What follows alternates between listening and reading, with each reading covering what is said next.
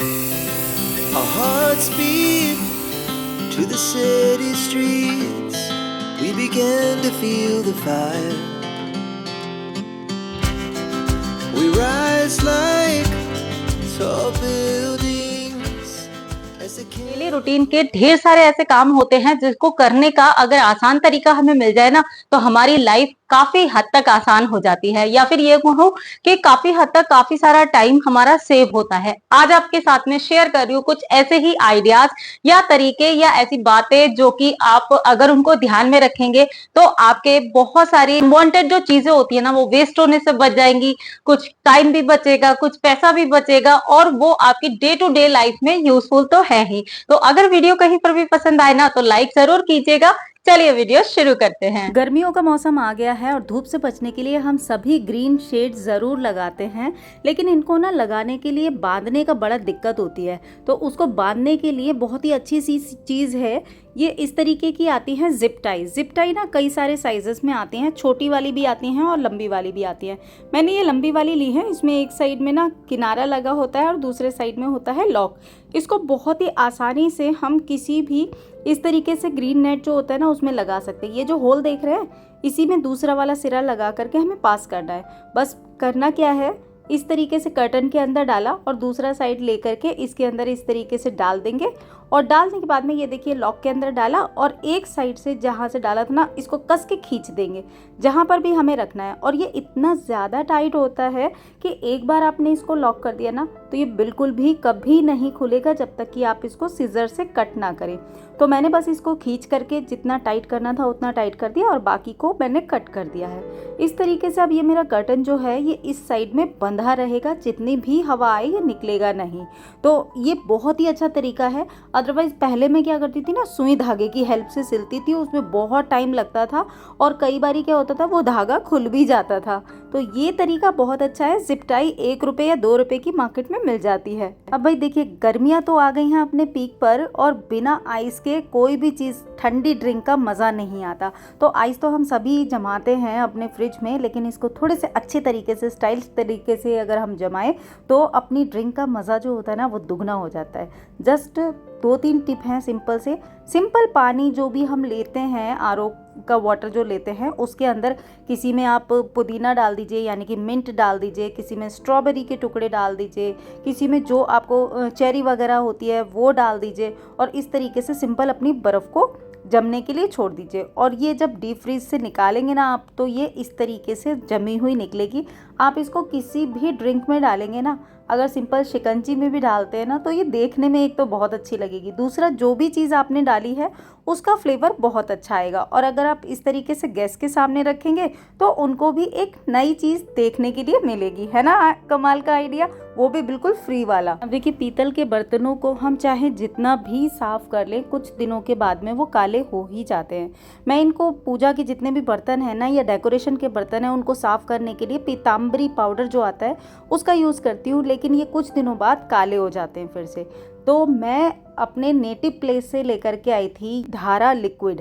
और मैं आपको बता दूं मेरे पापा का ब्रास का बिजनेस था, तो हम पापा की फैक्ट्री जाते थे तब हमने कई बार देखा उनको कि वो ना लेबर से क्या करते थे, धारा को बर्तनों के ऊपर लगवाते थे। जितने भी नए बर्तन होते थे उससे क्या होता है कि बस ऐसे लगा करके फिर कॉटन के सूती कपड़े से, मलमल वाले कपड़े से वो उसको साफ करवाते थे। थोड़ा सा रगड़ करके करेंगे तो वो बिल्कुल चमक जाते थे, फिर उसकी पैकिंग होती थी। तो ये बहुत ही अच्छा लिक्विड है। और अगर आप मुरादाबाद साइड में जाएंगे तो वहाँ पर बाजारगंज में तो इसकी मतलब 3-3, 5-5 किलो की बॉटल्स आराम से मिल जाएंगी आपको।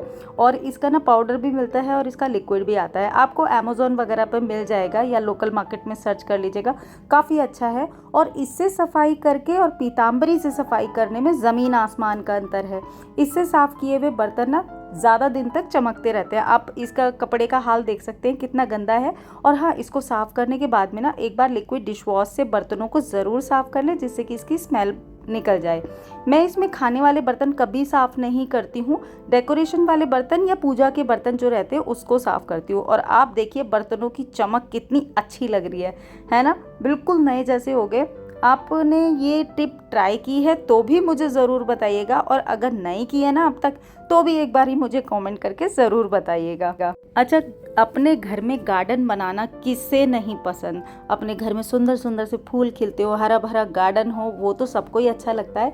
लेकिन क्या होता है ना, कई बार गमले बहुत भारी होते हैं, उनको एक जगह से दूसरी जगह सरकाने में ना बस हो जाती है। स्पेशली कमर दर्द की प्रॉब्लम जिनको है वो अच्छे से जानते हैं कि गमलों को सरकाना कितना मुश्किल होता है। तो मैंने इसी समस्या को दूर करते हुए एक स्मार्ट ट्रिक अपनाई। मैंने हाल फिलहाल में परचेज़ किए ये वाले गमले।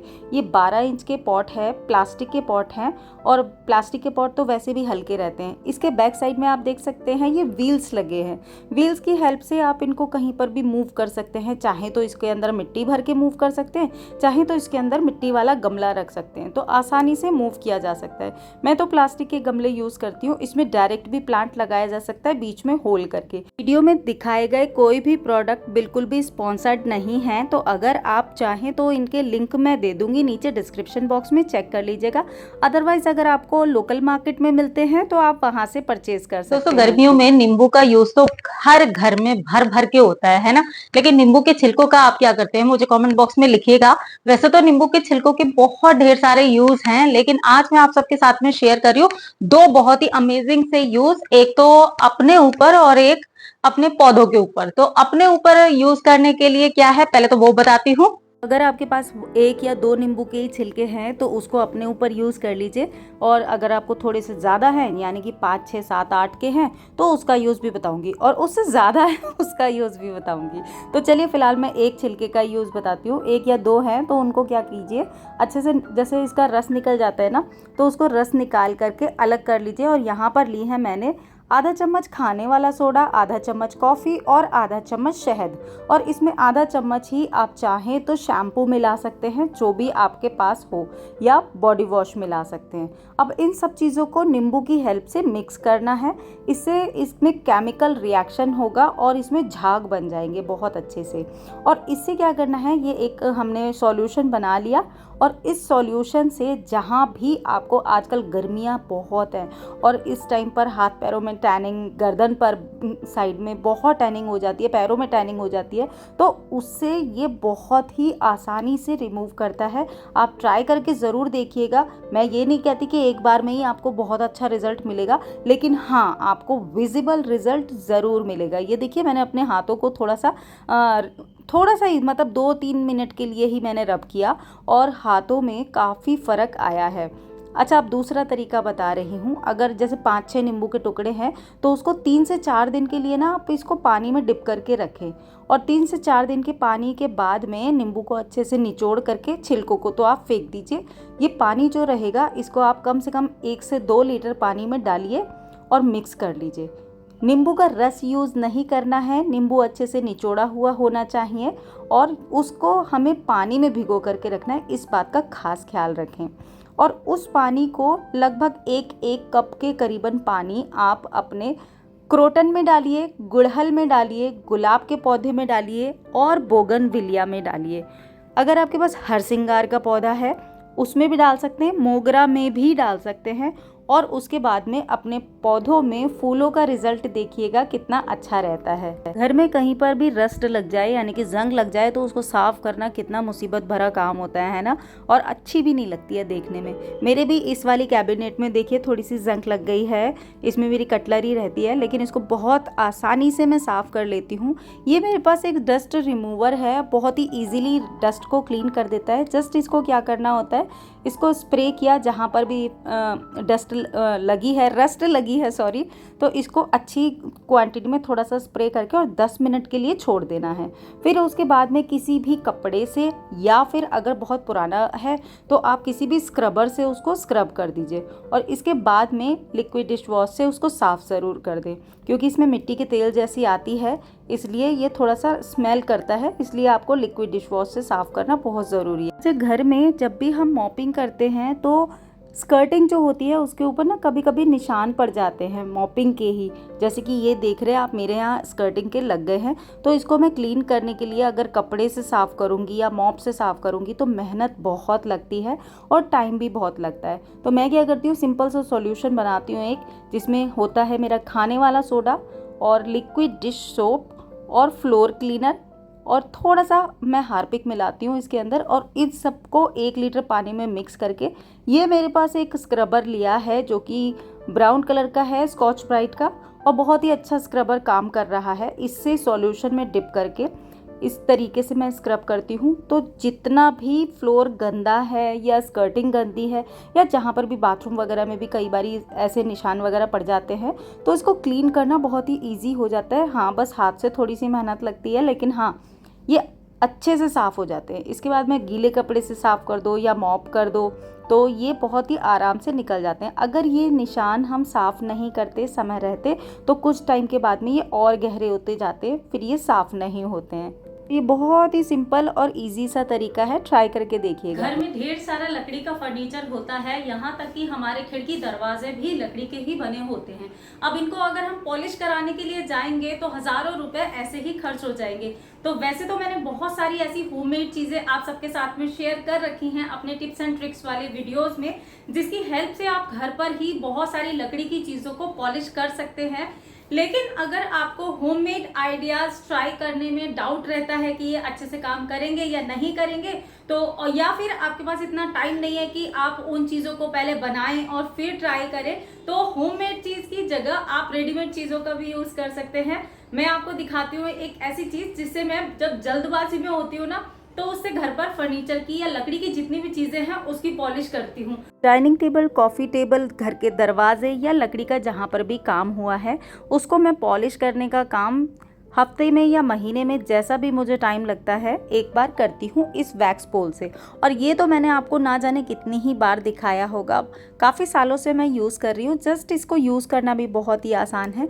इसको स्प्रे करना होता है जिस जगह पर भी आपको पॉलिश करनी है, और बिल्कुल मलमल के कपड़े से या फिर कॉटन के कपड़े से या फिर माइक्रोफाइबर के कपड़े से आपको इसको सॉफ्ट हैंड से रब करते जाना है। इससे डस्ट वगैरह भी निकल जाती है और आपके फर्नीचर के ऊपर बहुत अच्छी सी पॉलिश हो जाती है, एक अच्छी सी शाइन आ जाती है। और इसको लगाने के बाद में उसके ऊपर डस्ट भी बहुत जल्दी नहीं पकड़ता है, और ये पॉलिश आपकी लगभग 15 दिन तक एज इट इज़ बनी रहती है, काफ़ी शाइन करती है। आप देख सकते हैं इसका रिज़ल्ट मैंने आपको पहले भी दिखाया था इस दरवाजे को, और अभी फिर दिखा रही हूँ इसमें कितनी शाइन आ गई है। तो बहुत ही अच्छा तरीका है। अच्छा, फिर से कह रही हूँ कि कोई भी प्रोडक्ट स्पॉन्सर्ड नहीं है। आपको अगर मार्केट में इजीली मिल जाती हैं ये चीज़ें तो आप मार्केट से ले सकते हैं। घर में बहुत सारी जगह ऐसी होती हैं जहाँ पर गैप्स हो जाते हैं जो कि लीकेज का काम करते हैं, जैसे पानी वगैरह लीक करने लगता है ना थोड़ा थोड़ा सा, या दीवारें होती हैं जहाँ पर दरारें सी पड़ जाती हैं, उन्हें हमें गैप्स को फिल करना होता है छोटी छोटी सी। तो ये लीकेज को तो इतना अच्छे से नहीं रोक पाता, लेकिन हाँ गैप्स फिल करने में बहुत अच्छा रहता है। ये एक ट्यूब है मेरे पास, इसका सभी प्रोडक्ट्स के लिंक वैसे मैं दे दूंगी आपको, अगर आप चाहें तो देख सकते हैं। इसको लगाने के बाद में मैंने लास्ट ईयर लगाया था और अभी तक ये गैप्स ऐसे ही फिल थे, अभी निकल गए थे तो मैंने इसको फिर से फिल कर दिया है। बहुत ही अच्छे से काम कर रहा है मेरे लिए, इसलिए आपको रिकमेंड कर रही हूँ। हार्ड वाटर स्टेन की प्रॉब्लम लगभग हर जगह ही है। मेरे सिंक में हार्ड वाटर स्टेन लग जाते हैं, और आजकल गर्मियों में तो पानी बहुत जल्दी सूख जाता है ना, तो निशान छोड़ जाता है। तो मैंने वैसे तो काफ़ी सारे हैंडमेड सॉल्यूशन यूज़ करती हूँ, लेकिन लास्ट ईयर किसी कंपनी ने मुझे ये मेरा लेदर का सोफ़ा जो है उसको साफ़ करने के लिए ये मल्टीपर्पज़ सॉल्यूशन भेजा था, क्लीनर भेजा था। लेकिन ये लेदर का सोफ़ा तो बहुत अच्छे से क्लीन करता ही है। स्टेनलेस स्टील के ऊपर लगे हुए हार्ड वाटर के स्टेन जो रहते हैं उनको भी बहुत ही अच्छे से साफ करता है। मैं आपके सामने ही दिखाऊंगी। फिर से कह रही हूँ, कोई स्पॉन्सर वीडियो नहीं है, अगर आपको लोकल मार्केट में मिल जाए तो आप ले लीजिए। ये एक फोम क्लीनर है, और बस इसको क्या करना है, जहाँ पर हार्ड वाटर लगे हैं इस तरीके से हमें स्प्रे कर देना है। ये काफ़ी सारा फोम बना देगा, और 10 मिनट के लिए इसको एज इट इज़ छोड़ देते हैं। और छोड़ने के बाद में कोई भी ब्रश लीजिए, ये थोड़ी देर के बाद में फिर इसी तरीके से लिक्विड बन जाता है, और उसके बाद में हम किसी भी ब्रश की हेल्प से इसको अच्छे से रब कर देंगे। जितने भी हार्ड वाटर स्टेन हैं वो निकल जाते हैं, लेकिन रब हमें थोड़ा सा करना पड़ता है। और जैसे ये निकल जाएगा तो पानी से वॉश कर देंगे। एक बार एक्स्ट्रा केयर के लिए मैं लिक्विड डिश सोप से इसको फिर से रब कर देती हूँ, जिससे कि इसका कोई केमिकल रिएक्शन ना हो, या मतलब अपना बर्तन वगैरह रखते हैं इसलिए साफ़ सुथरी रहनी चाहिए सिंक। और आप देख सकते हैं मेरी सिंक कितनी चमक गई है, बिल्कुल नई सिंक की तरह लग गई है और इसके अंदर कभी अब कोई भी हार्ड वाटर स्टेन नहीं बचे हैं। और मैं आपको दूसरी लाइट में भी दिखा देती हूँ, मेरे लिए तो ये मेरा बहुत ज़्यादा टाइम बचाता है। वीडियो इतना ही था, उम्मीद करती हूँ आपके लिए कुछ ना कुछ इसमें हेल्पफुल ज़रूर रहेगा।